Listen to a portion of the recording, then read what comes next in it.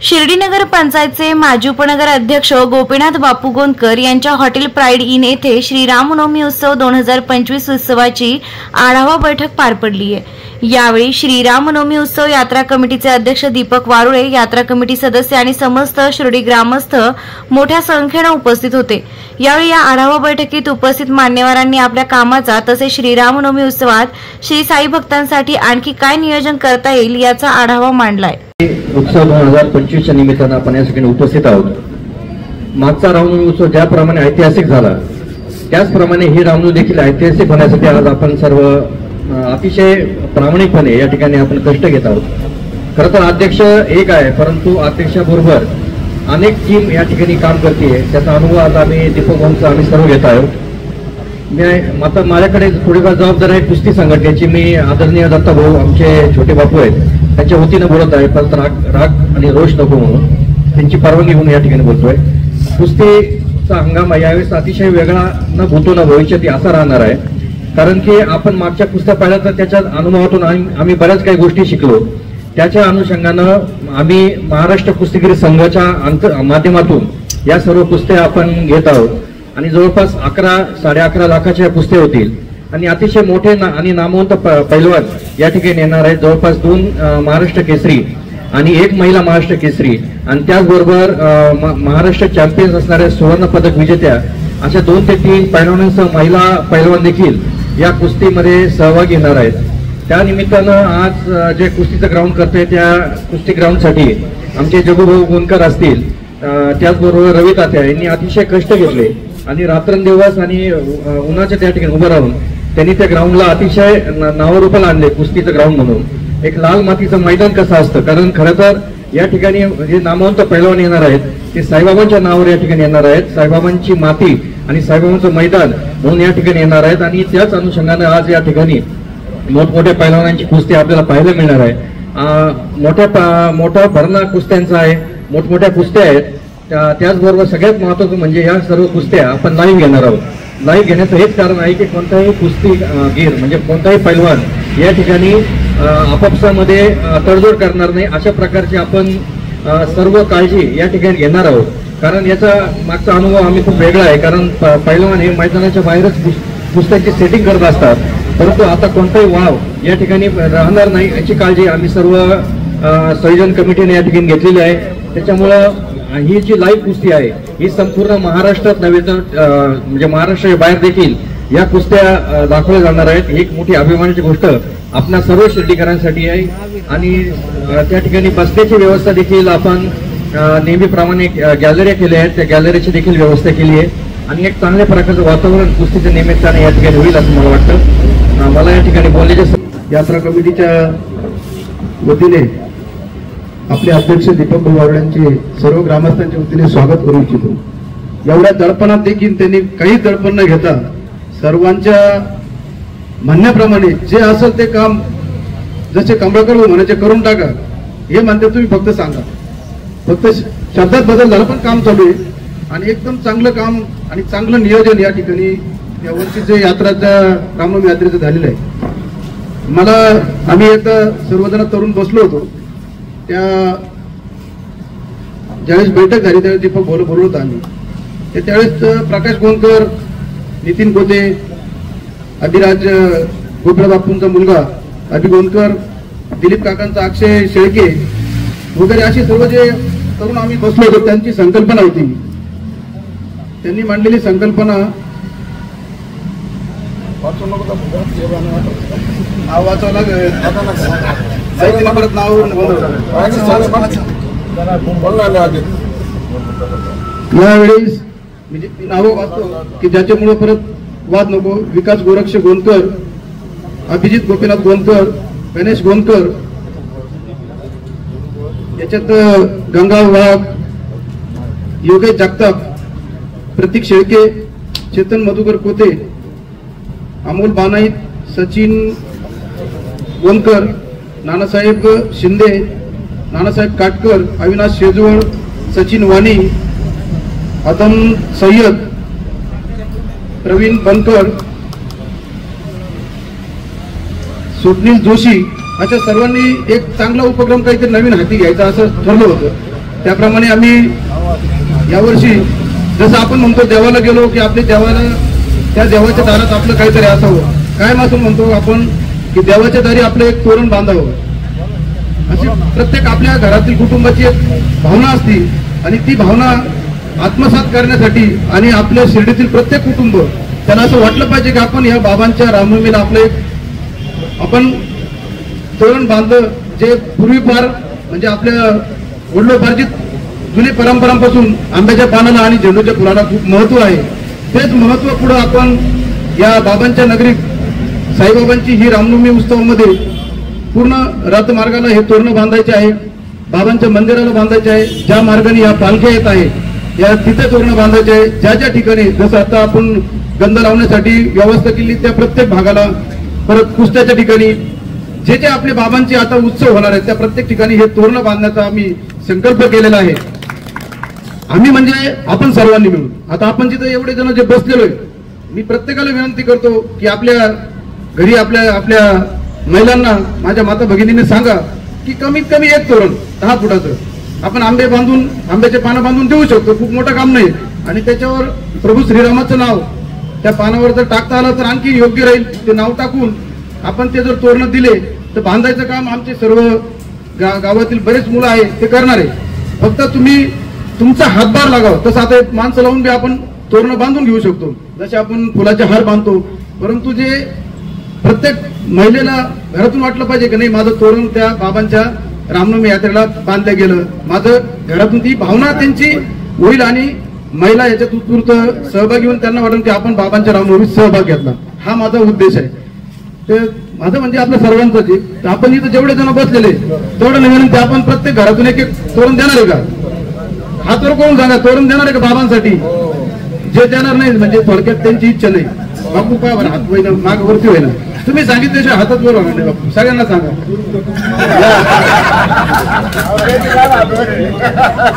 तर परत एकदा साईबाबांना स्मरून सांगतो की ही स्वच्छ भावना आहे, याच्यात नावासाठी काही नाही विषय. फक्त सर्वांनी याच्यात सहभाग नोंदवावा आणि दिनांक 4 तारखेला अण्णा घाई असून तुम्ही जाऊ शकता. दिनांक 4 तारखेला आपण हे तोरण बांधायचा कार्यक्रम हाती घेतलेला आहे. दिवसभरात सकाळपासून तुम्ही संध्याकाळी 5 वाजेपर्यंत केव्हाही हे तोरण फोन करून किंवा जे ठिकाण सांगितलेलं मी तसं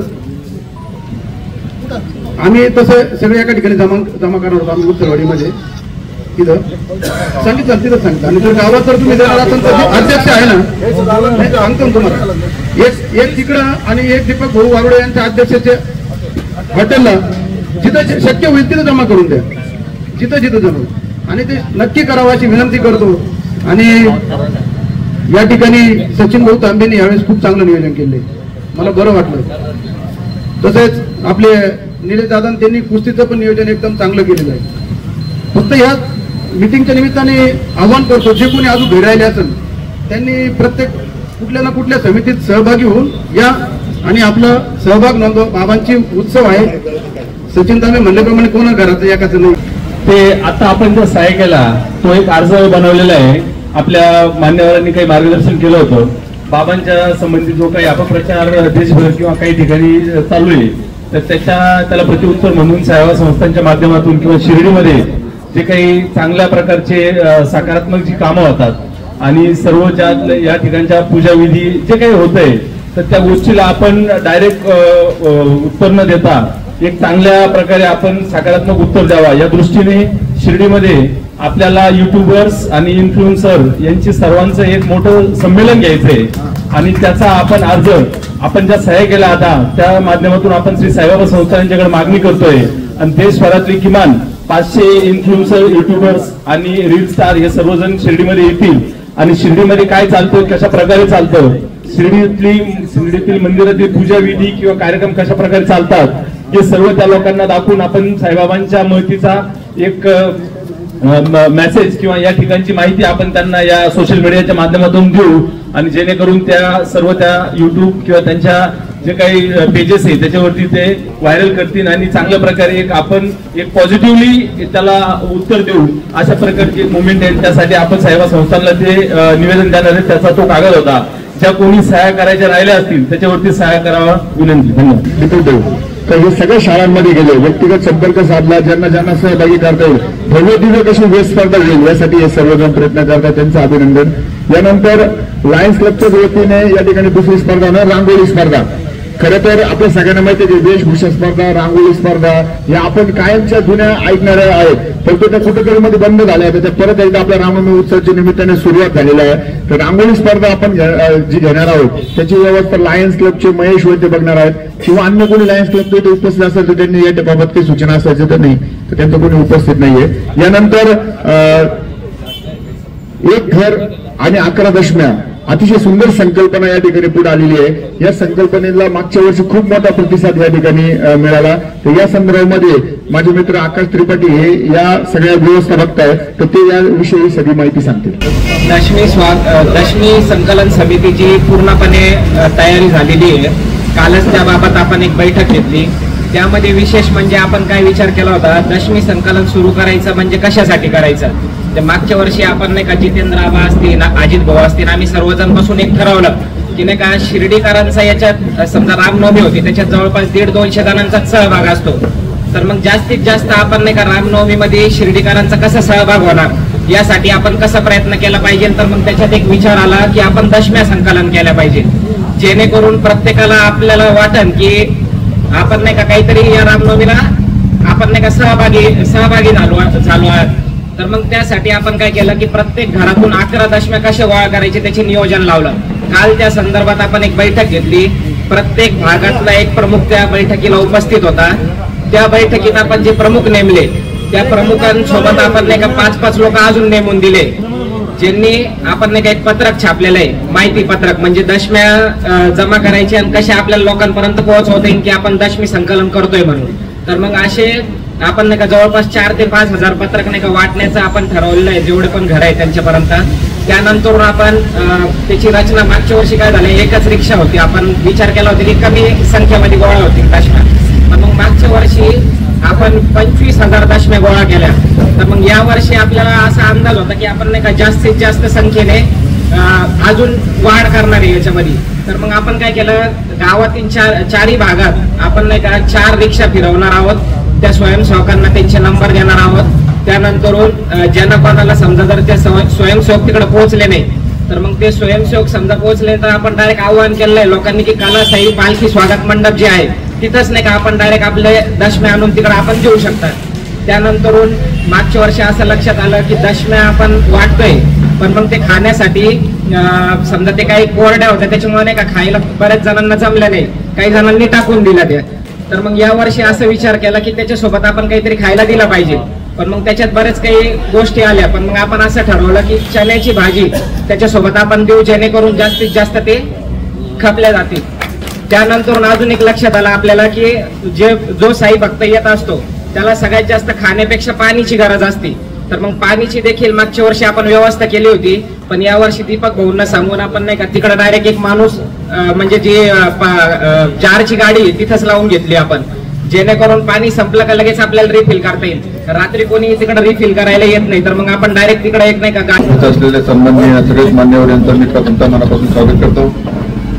ही चित्रभावी रामनवमी असल्यामुळं तिचं नियोजन प्रत्येक कमिटी त्या कमिटीने येऊन मनोगत व्यक्त केला आणि चांगल्या प्रकारचा कसा कार्यक्रम होईल यासाठी सातत्याने त्यांनी प्रयत्न केला. त्या सगळ्या कमिटीचं अध्यक्ष उपाध्यक्ष आणि त्यांचे सहकारी यांचं मी मनापासून स्वागत करतो. त्याचबरोबर आपले जैन धर्माचे जैन सकल समाजाच्या वतीनं एक चांगल्या प्रकारचा कार्यक्रम महावीर गाथा हा ठेवलेला आहे. त्या कार्यक्रमाला आपण सगळ्यांनी उपस्थित राहायचे. त्याचबरोबर डॉक्टर बाबासाहेब आंबेडकर यांच्या जयंतीनिमित्ताने अध्यक्ष अविनाशजी शेजवळ यांची नेमणूक झाल्याबद्दल यांचा आपल्या सगळ्यांच्या वतीने सत्कार करा, त्यांचं मनपूर्वक स्वागत करतो. त्यांनी केलेल्या कार्यक्रमामध्ये आपण सगळ्यांनी सहभागी व्हावं आणि या तिन्ही कार्यक्रमामध्ये शिर्डीच्या ग्रामस्थांनी शिर्डीच्या परिसरातल्या सगळ्या मान्यवरांनी त्यामध्ये उपस्थित राहावे एवढंच मी या निमित्ताने आवाहन करतो. आणि पुन्हा एकदा दीपकराव, तुमची मेहनत, तुमचं कष्ट, तुमचे सगळी योगदान हे कुठल्या प्रकारचं वाया जाणार नाही असं मला आता खात्री वाटायला लागली. कारण सातत्याने जसं संदीप भाऊन सांगितलं का सगळ्यात 6 लाख या आवाया या विजयराव 6 लाख रुपयाच्या जवळपास वर्गणी गोळा होती, म्हणजे सोपं काम नाही दीपकराव. हा अजून काही येतील पण म्हणते बरेच पैसे यायचे तर येतील. या सगळ्या कार्यक्रमाला तिन्ही कार्यक्रमाला आपण सगळ्यांनी चांगल्या प्रकारची उपस्थिती लावून हा कार्यक्रम शिर्डी शहरात आहे, आपल्या गावात आहे असं समजून सगळ्यांनी यामध्ये योगदान द्यावं अशा प्रकारची मी आपल्याला विनंती करतो. आजच्या मीटिंगचे रामनवमीचे आपले अध्यक्ष दीपक भाऊ यांनी जी मीटिंग बोलवली त्या मीटिंगला सर्व ग्रामस्थांनी अशीच उपस्थिती राहून सगळ्या कार्यक्रमाला प्रतिसाद चांगला द्यावा. रामनवमीचे कमिटीचे सदस्य अध्यक्ष तसेच त्याप्रमाणे ज्या सर्व रामनवमीतल्या सर्व विभागात म्हणजे जसे आपले छोटे छोटे डिपार्टमेंट्स आहे ते आपण लावणी असेल, तमाशा असेल, कुस्त्या असतील, रांगोळी असेल, काही कला स्पर्धा असतील, सांस्कृतिक स्पर्धा असतील, याच्या सगळ्या स्पर्धेमध्ये ज्या ज्या लोकांनी भाग घेतला, नियोजन केलं, मी सगळ्यांचं या ठिकाणी विशेषतः आभार होतो. मला उशीर झाला याला आढावा ऑलरेडी सगळं झाला असणार आहे. तर अतिशय चांगल्या खेळीमेळीच्या वातावरणात ही बैठक झालेली आहे. आढावा बैठक तसेच आपले शिर्डीचे सर्व ज्येष्ठ मंडळी यांच्या ठिकाणी मी स्वागत करतो.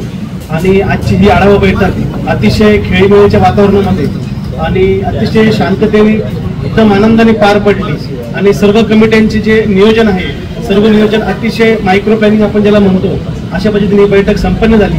या बैठकीला आपण सर्वांनी वेळात वेळ काढून या ठिकाणी आले आणि ही रामनवमी आपण खूप चांगल्या मोठ्या उत्साहाने या ठिकाणी साजरा करणार आहोत याची या ठिकाणी आता मनात कुठली शंका राहिलेली नाही.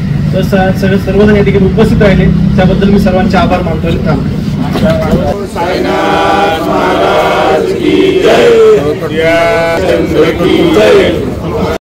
नामदार राधाकृष्णजी विखे पाटील आणि खासदार डॉक्टर सुजय विखे पाटील यांच्या मार्गदर्शनाखाली एअरपोर्ट रोड लगत शिर्डी हद्दीत साईच्या ग्रुपच्या माध्यमातून रामनगरीचा भव्य प्रोजेक्ट. वैशिष्ट्ये शिर्डी एअरपोर्ट रोड लगत बस स्टॉप, शाळा, बँक 5 मिनिटांच्या अंतरावर, ड्रेनेज व स्ट्रीट लाईट. प्लॉटमध्ये प्रशस्त श्री राम मंदिर, साई समाधी मंदिरापासून 10 मिनिटांच्या अंतरावर, MSAB पोल कनेक्शन, 20 फुटी अंतर्गत रस्ता व दोन्ही कडेने सुशोभित झाडे, रहिवाशांसाठी अनुकूल. शिर्डी नांदुर्गे शिवरस्ता लगत साई परिक्रमा मार्गालगत. प्लॉट लगत 18 मीटर प्रस्तावित रस्ता. तर त्वरा करा, आजच आपला प्लॉट बुक करा. बुकिंगसाठी संपर्क करा श्री गणेश तोरडमल 99 21 21 95 61, श्री शुभम वेणुनाथ गोंदकर 97 67 06 66 85.